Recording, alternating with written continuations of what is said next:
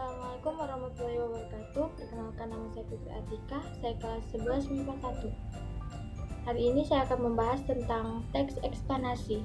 Apa itu teks eksplanasi? Teks eksplanasi merupakan teks yang menjelaskan sebab akibat suatu fenomena, baik itu peristiwa alam maupun ilmu pengetahuan, budaya, dan lainnya. Teks eksplanasi berisi fakta yang dapat menjawab pertanyaan tentang bagaimana dan mengapa suatu fenomena terjadi. Oleh sebab itu, tujuan utama teks eksplanasi adalah untuk melamparkan proses dan sebab terjadinya suatu fenomena. Penjelasan sesuatu yang dipaparkan dalam teks yang mengacu pada fakta, realita, teori, dan hasil penelitian yang dilakukan oleh ilmuwan. Strukturnya terdiri dari beberapa bagian sebagai berikut. Contoh eksplanasi. 1. Pernyataan umum berisi penjelasan awal tentang latar belakang, keadaan umum atau definisi umum. 2. Deretan penjelasan berisi paparan, rangkaian peristiwa atau kejadian. Adapun struktur teks eksplanasi. Teks eksplanasi memiliki fungsi sosial, menjelaskan atau menganalisis proses munculnya atau terjadinya sesuatu.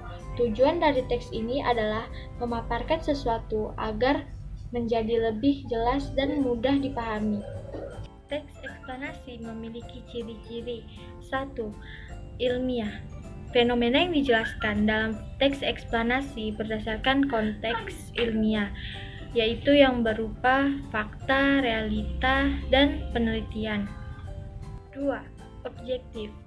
Penjelasan dalam teks dapat disertai argumen yang bersifat objektif dengan didukung teori yang relevan, sehingga dapat pula dijadikan rujukan yang bukan teks prosedur.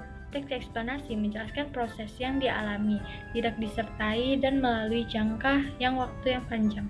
Bukan teks eksposisi. Teks eksplanasi tidak bertujuan memengaruhi pembaca, tetapi memaparkan fakta berdasarkan bidang keilmuan. Contoh peristiwa teks eksplanasi. Contohnya seperti banjir.